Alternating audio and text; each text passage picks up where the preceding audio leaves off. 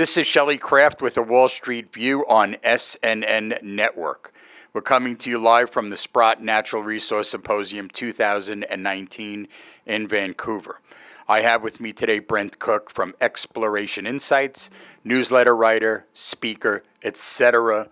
Brent, welcome back to SNN. Thanks. Good to see you in Vancouver. It's good to be here and good to see you. Let's get started with, a little bit of an overview of the newsletter, and then we'll go from there.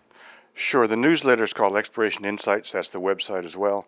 There's two economic geologists running it, myself and Joe Muzumdu, who I think you spoke to yesterday.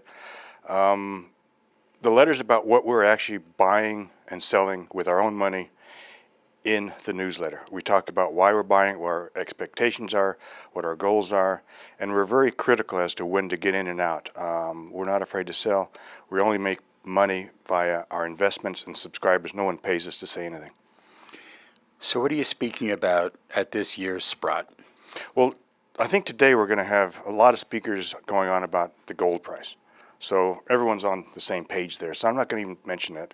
What we're going to go into is how to actually evaluate mineral projects, early stage projects based on, my 30 plus years of experience, using real life examples of a company that did something right, the project turned out right, as well as companies that didn't turn out right, and how that went wrong. And I think what's key is to remember is maybe 90% of the projects that a company turns up are going to be a bust. But some of the time it looks nice. You watch the share chart and it starts to rise as the news gets better. Most of them are going to drop back down. But if we can find the fatal flaw ahead of the crowd, which is what we're really after, if we can find that fatal flaw, we can get out ahead of the crowd, often make money, and if there is no fatal flaw, we know to keep riding it higher. So that's kind of where I'm going with this presentation.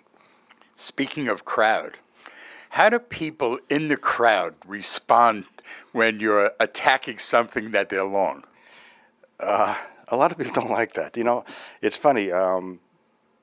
But the good companies, the solid companies, solid people, they'll appreciate it, and they'll come up and say, well, I see what you're saying, but this is what you probably got wrong, and this is why we're doing this way. And I appreciate that. Mm-hmm.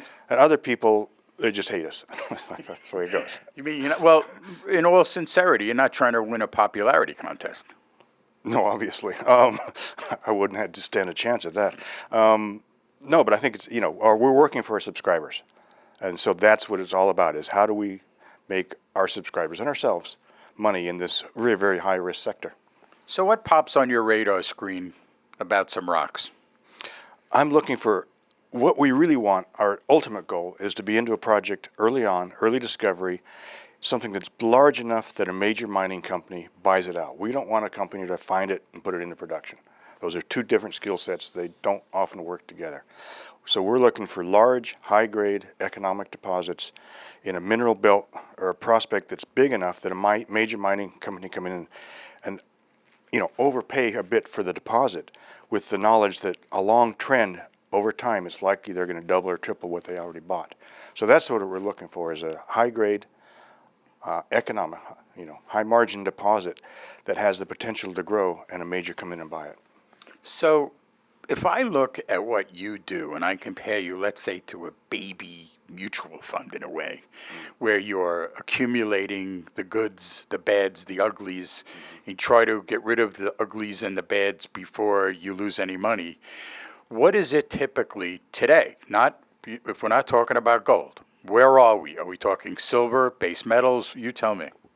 Well, I think, long-term, copper is certainly going to be an important metal in terms of how we're going to more clean energy, vehicles, that sort of thing. So copper's a big deal. I don't know that it's going to do much this year, but you consider it takes 10 to 20 years to put a decent deposit into production. Once it's been discovered, you've got to go through the drilling, the definition, the technical studies, the CapEx studies, the environmental permits, the social studies, all that sort of thing. So a major mining company right now, say Rio Tinto, they're looking at a deposit, putting it in production that's going to be 20 years down the road. They need it to find it today because their reserves are dropping off. Every ounce you mine That's an ounce you don't have. You got to replace it, or you go out of business. Always we need to know for full disclosure if you own Rio Tinto.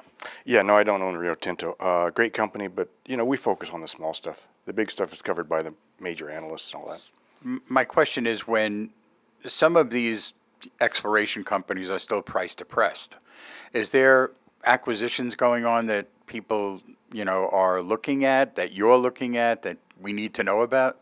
There certainly are acquisitions going on. We've seen a number of them over the past couple of years. But the reality is most of the deposits out there that are available are marginal. And the thing I've noticed about marginal deposits is, for the most part, even with the rising gold price or copper price, they remain marginal because your input costs go up along with that. There's some sort of fatal flaw in terms of metallurgy, recovery, social issues that make it so that it'll never be economic. And I could give you a great example that just got financed today if you want. Mm-hmm. And that'd be Chesapeake Gold, which I do not own. 18 million ounces, in the ground. But it's refractory, meaning you can't recover it. It's in the middle of nowhere. It's low grade. But they just got financed for $12 million. But, that's the sort of thing we won't buy. So why is that? I mean, is there too much money chasing too few deals, and they're settling for low grade? I mean, I'm a banker, old banker, right? Well, this one is the lead order was from Eric Sprott, who is just scattering money everywhere, and his bet is different than ours. His bet, I think, is that the gold price is going to the moon. It doesn't matter what you own; it's going to go up, and at the top there'll be plenty of fools to sell it to. I mean, that's his game plan.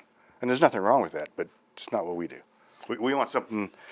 Our preference is to sell to someone smarter than us rather than dumber than us. All right, let's get your newsletter website out there for our audience, and we'll go from there. Right, it's explorationinsights.com. Lots of free information there about what Joe and I are doing, studies we've done, that sort of thing. And we're happy to respond to questions that if there's anything you want. It's a monthly subscription.